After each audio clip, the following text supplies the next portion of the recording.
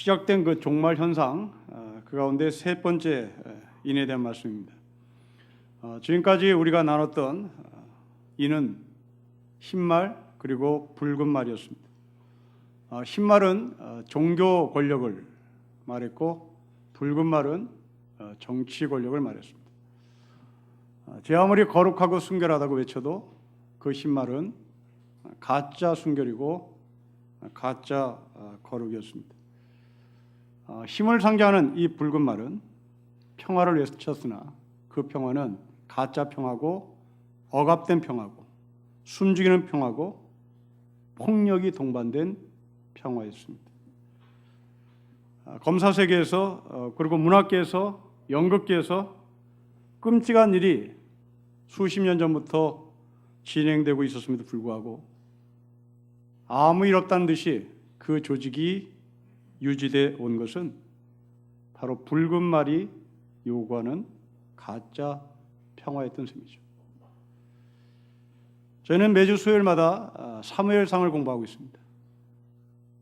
이번 주 수요일에 우리는 엘리 제사장의 아들들에 대한 비행을 성경에서 봤는데 이 엘리의 아들들은 회막문에서 수종드던 여인 그들을 성폭행합니다.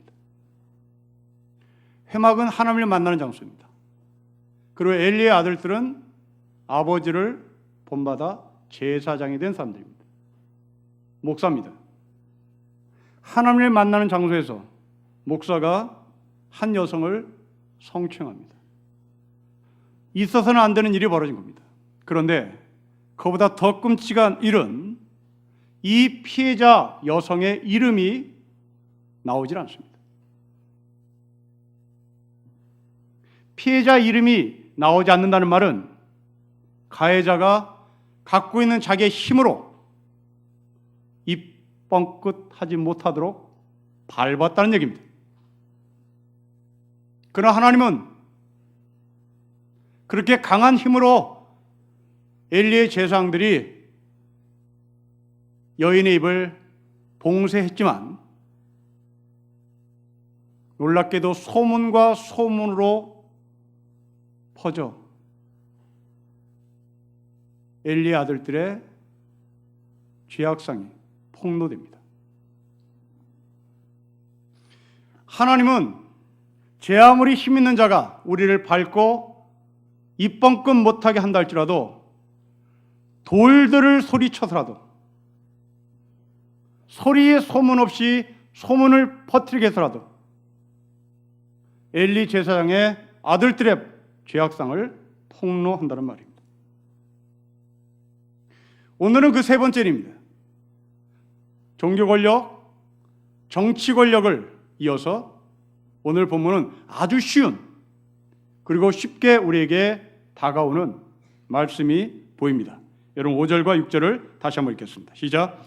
셋째 인을 떼실 때에 내가 들으니 셋째 생물이 말하되 오라 하기로 내가 보니 검은 말이 나오는데 그 탄 자가 손에 저울을 가졌더라. 내가 네 생물 사이로부터 나는 듯한 음성을 들으니 이르되 한 데나리온에 밀 한 대요 한 데나리온에 보리 석대로다. 또 감람류와 포도주는 해치지 말라고 말합니다. 여러분 검은 말이 나옵니다. 그리고 저울이 나옵니다. 밀이 나옵니다. 보리가 나옵니다. 감람류와 포도주가 나옵니다. 경제 권력입니다. 종교 권력, 정치 권력, 그리고 종말의 현상에 경제 권력의 비리를 드러냅니다. 그래서 이 한 데나리온이란 노동자가 벌어들이는 하루 품삯입니다.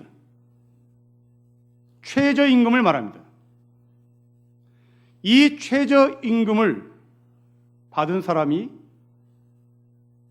밀도 사야 하고 채소도 사야 하고 고기도 사야 하고 그래야 합니다. 그런데 이 데나리온 하나로 밀밖에 사지를 못합니다. 보리밖에 사지를 못합니다. 엔겔 지수가 치솟고 있다는 말입니다. 정상적이라면 이 데나리온으로 밀과 함께 채소도 사야 합니다. 밀과 함께 우유도 사야 합니다. 밀과 함께 고기도 사야 합니다. 열심히 일해도, 죽으라고 일을 해도 겨우 밀과 보리 외에는 살 수가 없습니다. 여러분, 이런 일들을 누가 합니까? 5절 말씀에 검은 말을 탄 사람, 그 검은 말을 탄 사람 손에 저울이 들려 있습니다. 이 사람은 저울을 속이면서까지 가격을 올리고 있었단 말입니다. 종말 현상에 우리에게 보이는 경제적 탐욕입니다. 도대체 이 경제적 탐욕은 어떤 모습으로 드러나는지 우리는 성경에 나오는 한 샘플을 찾아봐야 될 것 같습니다. 여러분, 구약의 열왕기상 말씀을 찾겠습니다. 열왕기상 21장 1절부터 10절입니다.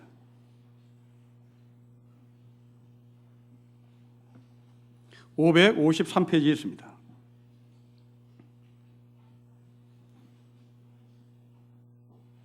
그 유명한 나봇의 포도원 이야기입니다. 21장 1절에 나봇이라는 사람이 포도원 하나를 소유하고 있었습니다. 이때 아합이라는 왕이 그 포도원을 탐냅니다. 그 포도원은 아합의 왕궁 가까이 있습니다. 여기서 이 왕궁은 아합 왕이 사용하는 여름 별장을 말합니다. 그 여름 별장 옆에 나봇이라는 사람이 소유하고 있는 포도원이 탐이 난 이 아합이 나봇에게 카드를 제시합니다. 2절 말씀 보십시오. 그 포도원을 나에게 주면 나는 너에게 더 아름다운 포도원을 주겠다.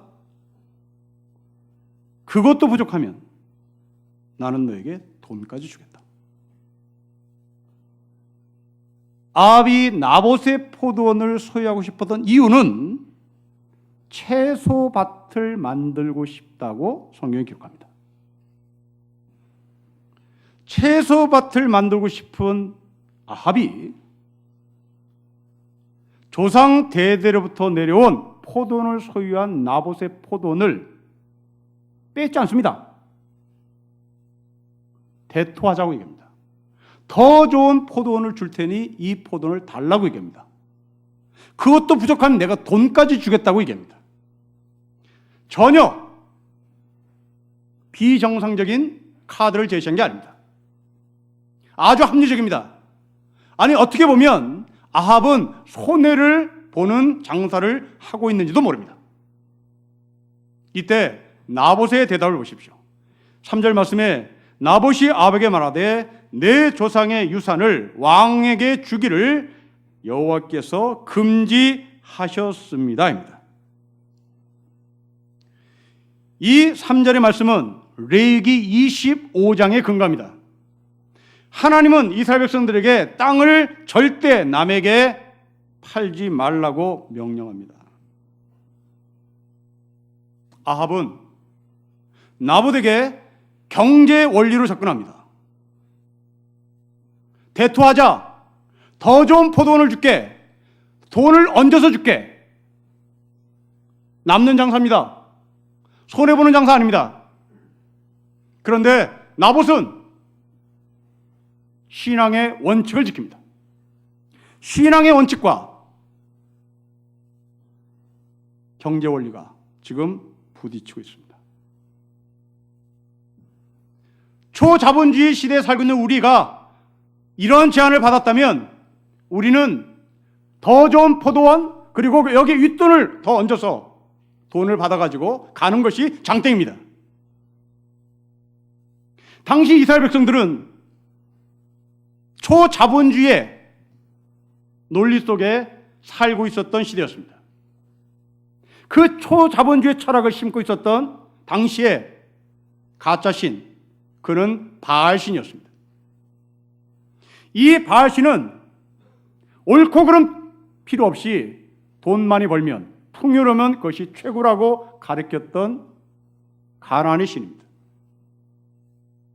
지금 아합은 그런 원리로 나봇을 접근합니다. 돈 많이 줄게. 더 좋은 포도를 줄게.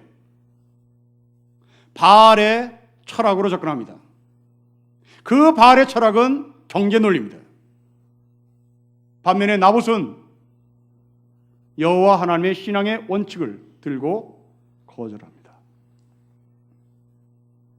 이때 아합의 행동은 4절에 이렇게 나와 있습니다.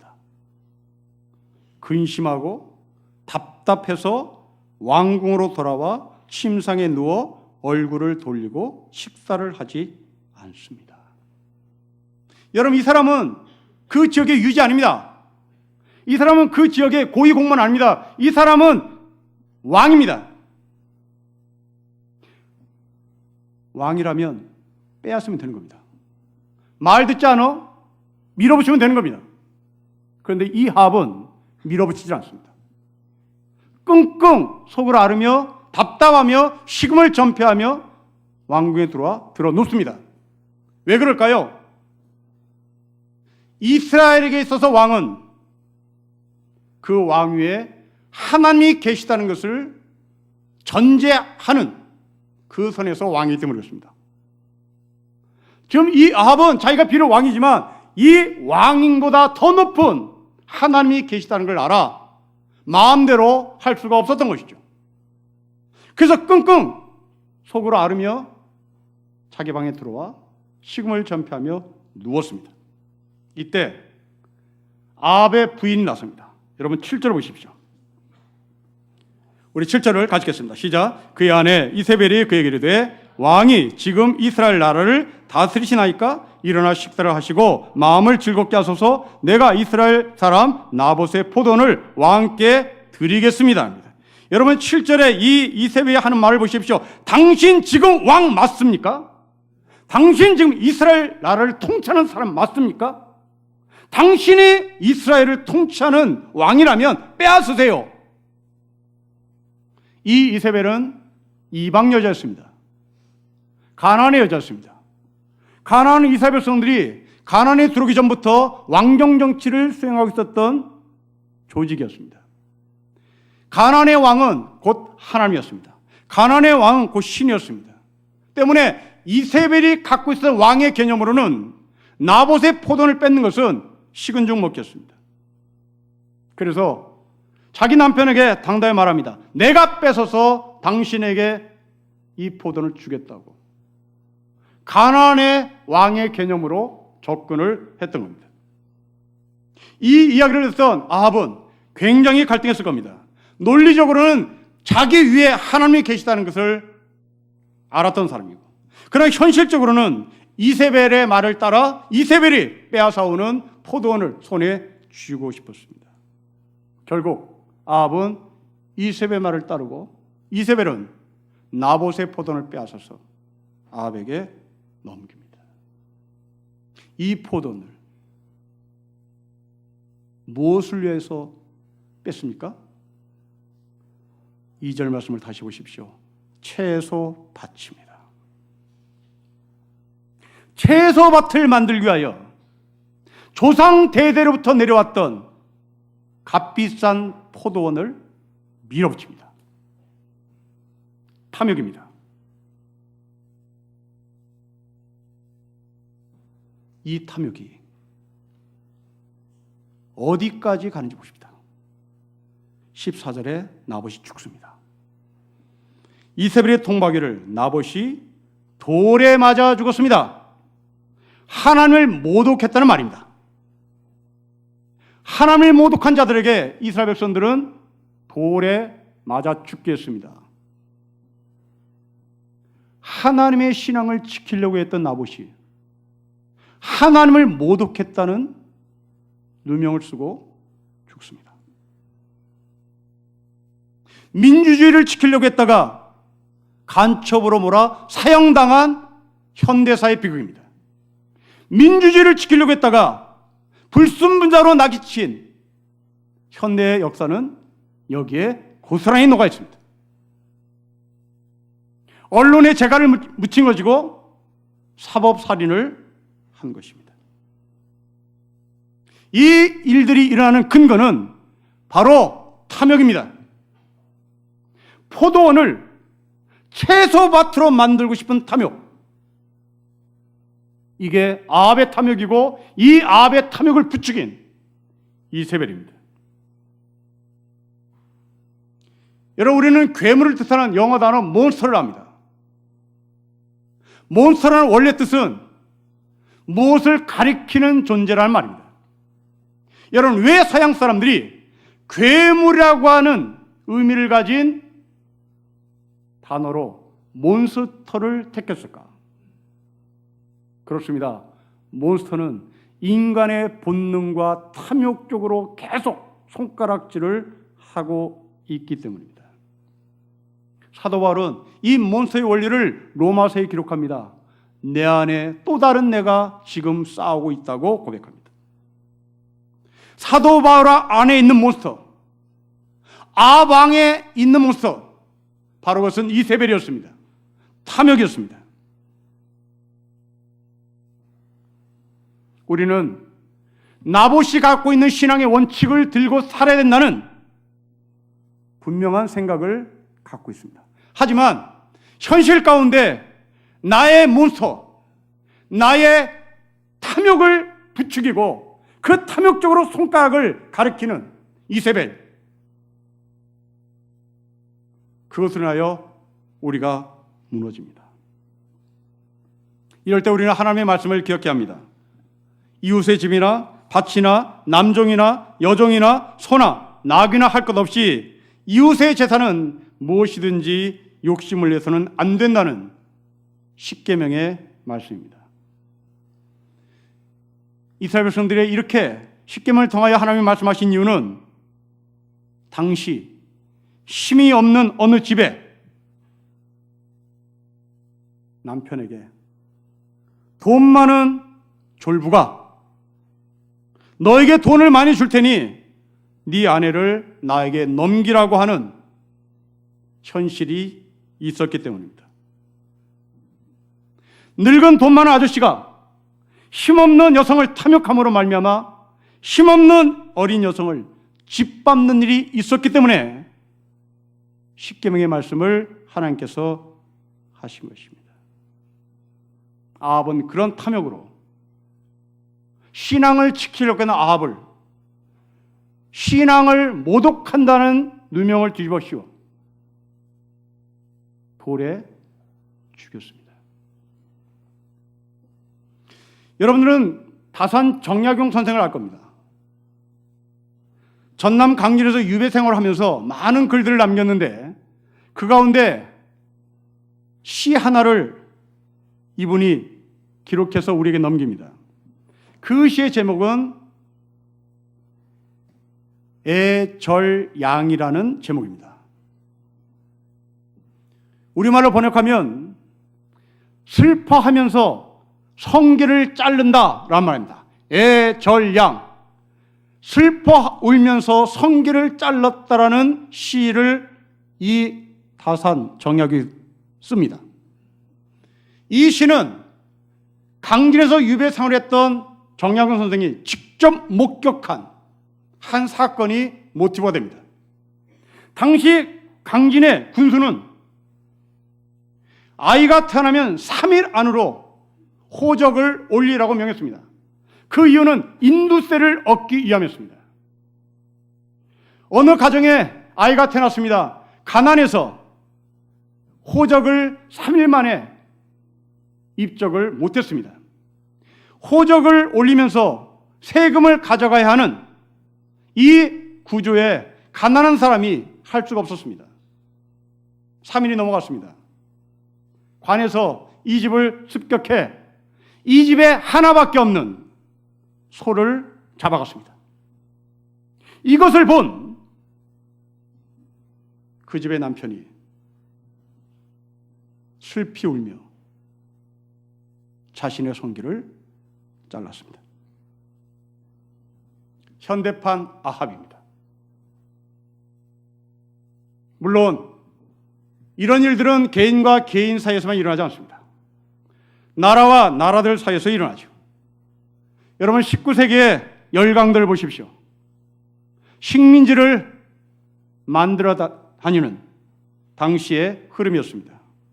강대국들은 이웃 나라를 강탈하면서 자신의 강탈을 미화시킵니다. 합리화시킵니다. 자기네들이 강탈한 것이 아니라 미개했던 나라와 미개했던 백성들을 자신들의 고급한 문화로 만들었고 사람들의 수준을 높여놨다고 주장합니다. 소위 식민지 근대화론을 주장하는 논리입니다. 그들은 주장합니다. 일본이 없었다면 미개한 우리나라가 어떻게 철도를 건설할 수 있겠는가? 거짓말입니다. 일본은 우리나라에 철도를 놔주는 대신 식량, 광산물, 심지어 우리 어머니들을 전쟁터에 끌고 갔습니다. 독재가 없었다면 어떻게 우리나라의 경부고속도로가 그렇게 빠른 시간 내에 건설할 수 있었겠는가라고 독재를 미화시킵니다. 대기업이 노동자를 착취한 것은 맞지만 결과는 경제 부흥을 일으켜 우리나라가 강대국으로 간 것이 아니냐라고 노동 착취를 합리화시킵니다. 이것이 소위 식민지 근대화론의 철학입니다. 그들의 주장들을 한다면 아합은 이렇게 미화돼야 합니다. 아합이 나봇의 포도원을 빼앗은 것은 결코 나쁜 일이 아니다. 왜냐하면 아합은 나봇의 포도원의 자리에 유기농 채소를 심어 올가닉 채소를 왕국에 있는 사람들에게 공급했기 때문에 그로 인하여 건강이 좋아졌기 때문에 이것은 결코 나쁜 일이라고 말할 수 없다. 이게 식민지 근대화를 주장하는 사람들의 해석입니다. 물론 우리는 이런 논리를 받아들이지 않을 겁니다. 그러나 우리의 삶의 깊숙이 이 논리는 우리를 지배하고 있습니다. 녹색혁명이라는 이름하에 유전자를 조작하며 이 지구상에 있는 많은 사람들에게 먹거리를 제공한다고 기업형 농장주들은 우리에게 합리성을 주장합니다. 그러나 우리는 옥자라는 영화를 통해서 봤습니다. 유전자 조작이 얼마나 우리에게 무시무시한 아픔과 상처를 가져다 주는지 우리는 명명백백히 봤습니다. 이것이 종말을 살아가고 있는 탐욕의 시대의 현상입니다. 이런 우리에게 야고보 사도가 한 말씀을 기억해야 할 겁니다. 너희 중에 싸움이 어디로부터 다툼이 어디로부터 나느냐? 너희 지체 중에 정욕으로부터 나는 것이 아니냐? 너희는 욕심을 내어도 얻지 못하며 살인하고 시기하여도 능히 취하지 못하므로 다투고 싸우고 있다고 말합니다. 사도 베드로가 한 말씀은 이렇습니다. 음심이 가득한 눈을 가지고 범죄하기를 그치지 아니하고 굳세지 못한 영혼들을 유혹하며 탐욕에 연단된 마음을 가진 자들이니 저들은 저주의 자식이다. 사람이 아니라고 말씀합니다. 저는 이 시점에서 여러분에게 질문합니다. 여러분은 사람의 기준을 뭘로 보며 사람의 기준이 무엇인지를 말하는지를 묻습니다. 엄마가 뱃속에 잉태한 아이를 사람으로 보십니까? 아니면 유태인처럼 아이가 엄마 뱃속에서 나와 산파가 엉덩이를 때릴 때 으앙하고 우는 아이를 사람으로 출발합니까? 저는 사람의 출발을 부끄러움을 아는 때로부터 출발한다고 정리하고 싶습니다. 서로 견해가 다른 사람은 존중할 수 있습니다. 서로 종교가 달라도 존중할 수 있습니다. 그러나 저는 부끄러움을 모르는 사람은 사람 취급하지 않습니다. 저의 개인적 견해입니다. 부끄러움을 아는 사람은 내가 남보다 많이 가진 것을 가지고 뽐내지 않습니다. 부끄러움을 아는 사람은 내가 갖고 있는 사회적 위치를 들고 갑질하지 않습니다. 물론 나에게는 그런 욕구가 있지만, 그래서 몬스터가, 괴물이, 내 안에 있는 이세벨이 그런 쪽으로 우리를 안내하지만, 그래서 그쪽으로 쳐다보고 싶지만 애써 그쪽을 쳐다보지 않고 하나님의 말씀을 근거로 이웃과 함께 가는 것이 더 좋다고 생각하는 것, 바로 그 사람이 저는 사람이라고 평가합니다. 경제학을 전공하신 여러분, 경제학 첫 페이지를 열면 경제가 무슨 뜻인지를 설명합니다. 경제는 사람을 살리는 데 그 목적을 두는 학문입니다. 경세재민입니다. 경제학의 출발입니다. 경제력이 있다는 것은 돈을 많이 버는 게 아니라 돈을 어떻게 사용하느냐에 있습니다. 이런 의미에서 오늘 계시록 6장 말씀을 다시 보십시오. 6장 5절 6절 말씀을 우리 같이 읽겠습니다. 시작. 셋째 인을 떼실 때에 내가 들으니 셋째 생물이 말하되 오라 하기로 내가 보니 검은 말이 나오는데 그 탄 자가 손에 저울을 가졌더라.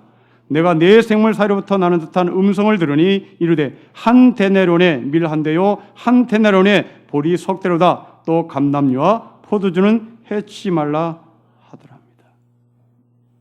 탐욕입니다. 경제를 잘못 배운 사람입니다. 부끄러움을 모르는 사람입니다. 세월호 유가족 부모 앞에서 치킨과 피자를 먹으면서 부끄러움을 모르는 그들은 몬스터입니다. 그들은 괴물입니다. 그들은 제 아무리 돈이 많아도 경제가 무엇인지 모르는 사람입니다. 그럼 어떻게 살아야 합니까? 당연히 기독교 용어가 동반될 수밖에 없습니다. 그것은 회개입니다. 회개가 무엇입니까? 회개란 교회에 나가지 않던 사람이 교회에 나가는 것이 회개가 아닙니다. 회개란 거짓 저울로 속여 돈을 많이 번 사람이 그 삶을 청산하고 저울을 정직하게 만드는 것이 바로 회개입니다. 부자가 되고 싶어서 안다라는 사람이 아니라 가난한 사람과 함께 연대하고 손을 잡는 겁니다. 나눔은 적선이 아닙니다. 나눔은 불쌍한 자에게 내 것을 나눠주는 것이 아니라 내가 남보다 많이 갖지 않으려고 애를 쓰고 허벅지를 찌르는 것이 나눔입니다. 여러분, 이 세상에 불쌍한 사람 없습니다. 여러분들이 불쌍하게 쳐다보는 사람은 그 사람이 불쌍한 사람이 아니라 여러분들이 그 사람을 향해서 미안한 마음을 가져야 될 사람일지 모릅니다. 저울을 속여 돈을 많이 벌어 피해본 자가 노숙자가 됐을 때 그 노숙자를 보고 불쌍히 여기는 것이 아니라 거짓 저울로 속여 돈을 번 사람이 그 노숙자를 보고 미안해해야 합니다. 이게 사람입니다. 강원랜드에 부정축탁으로 입사한 사람들이 출퇴근할 때마다 가방을 짊어지고 도서관으로 향하는 자기 또래의 젊은이들을 바라보며 무지무지 미안해해야 합니다. 그렇지 않으면 이것은 인간이 아닙니다. 이건 몬스터들입니다. 아프리카 사람들의 그 굶주림을 바라보며 불쌍해해야 할 것이 아니라 내가 저들의 밥을 빼앗았다고 미안하고 또 미안해야 합니다. 이것이 없으면 종말 현상에 우리는 검은 말을 탄 사람입니다. 여러분들 옆에 스쳐 지나가는 노숙자들은 혹시 내가 그들의 밥을 빼앗아 그들이 노숙자가 되었는지도 모릅니다. 혹시 여러분 아버지가 여러분 나가는 직장을 꽂았습니까? 혹시 여러분의 삼촌이 여러분의 다니는 직장을 꽂았습니까? 부끄러워하십시오. 미안해하십시오. 한없이 미안하십시오. 저울을 속인 사람들, 한 데나리온으로 커피도 마시고 한 데나리온으로 차도 마시고 채소도 사고 밀도 사고 해야 하는 그 최저임금을 물가를 올려 다 빼앗아가는 그들이 가져야 할 최소한의 양심입니다. 물론 저는 이 설교가 여러분 귀에 들어갈 리 만무라고 생각합니다. 현실은 이런 일을 찾아올 수가 없으니까요. 이런 사람을 볼 수가 없으니까요. 아니, 우리는 이런 것이 안 된다고 미리 정리하고 나의 무책임함을 합리화시키기 때문에 그렇습니다. 그러나 하나님은 우리가 그렇게 합리화시킨다 하더라도 인정하지 않습니다. 하나님은 반전의 기회를 만들어 놓으십니다. 여러분 6절 하반부로 보십시오. 감람류와 포도주는 절대 손대지 말라. 반전입니다. 제 아무리 저울을 속이는 인간들이 밀을, 보리를 물가를 올려 판다 할지라도 포도주와 감람류는 손을 못 댄다는 말입니다. 밀과 보리를 속여서 파는 인간들은 거기까지다는 겁니다. 고급한 포도주, 고급한 감람류는 손을 못 댄다는 겁니다. 아직도 그 포도주와 감람류는 남아 있다는 소망입니다. 최근 한 기사에 우리나라 사람들이 생각하는 중산층과 다른 나라 사람들이 생각하는 중산층의 기준을 제시하는 글을 봤습니다. 우리나라 사람들이 생각하는 중산층의 기준은 부채 없이 아파트 30평 이상 소유, 월급 500만 원 이상, 2000cc급 중형 자동차 이상, 예금 1억 원 이상, 해외여행 연 1회 이상이 중산층의 조건이라고 답했습니다. 반면에 프랑스 대통령을 지냈던 퐁피두는 1969년에 자기가 대통령으로 당선되면 공약을 내걸었던 그 공약 가운데 프랑스 사람들을 중산층으로 끌어올리겠다는 약속을 이렇게 합니다. 외국어 하나 이상 가능하고 스포츠를 하나 이상 즐기며 악기를 다룰 줄 알고 남들과 다른 맛의 요리를 만들 줄 알고 공분에 의연히 동참할 줄 알고 약자를 도우며 봉사활동을 꾸준히 하는 것, 프랑스가 추구하는 중산층입니다. 미국의 공립학교에서 가르치는 중산층의 기준은 이렇습니다. 자신의 주장에 떳떳하고 사회적 약자를 도우며 부정과 불법에 저항하며 정기적으로 받아보는 사회 비평지가 있어야 한다고 공립학교의 선생님들이 학생들을 가르칩니다. 지구상에 아직도 감람류와 포도주가 남겨져 있는 것에 우리는 감사하고 소망을 겁니다. 거짓 저울로 밀장사를 하고 보리 장사를 해 떼돈을 번 졸부와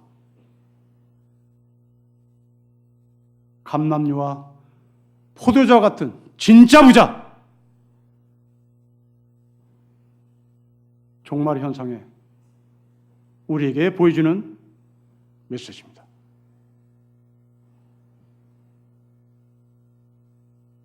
내 안에 있는 몬스터, 내 안에 있는 이세벨, 내 안에 있는 괴물이 저울을 속여서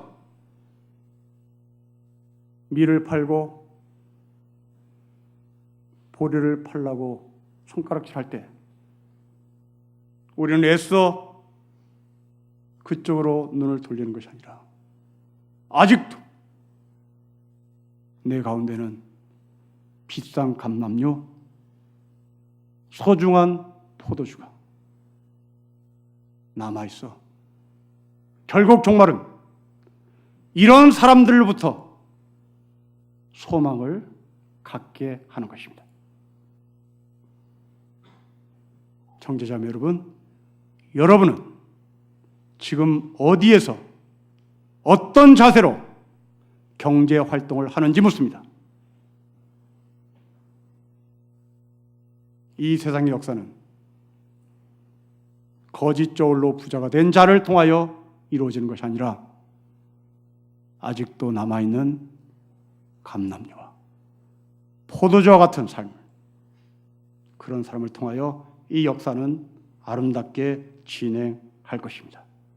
여러분의 삶이 포도주와 감람류의 이치에 서 있는 고급한 소망의 사람이 되기를 주의 이름으로 축복합니다. 기도하겠습니다. 하나님 아버지, 내 안에 있는 괴물이 저울을 속여 밀장사를 하라고 손가락질을 할 때 우리는 기꺼이 포도주와 감람류의 자리에 섰기를 소망합니다. 애써 또 애써 주님의 말씀을 붙잡고 내 안에 있는 몬스터와 힘겹게 싸워 승리하는 그 자리에 저희가 설 수 있도록 축복하여 주십시오. 주 예수 그리스도의 이름으로 기도합니다. 아멘.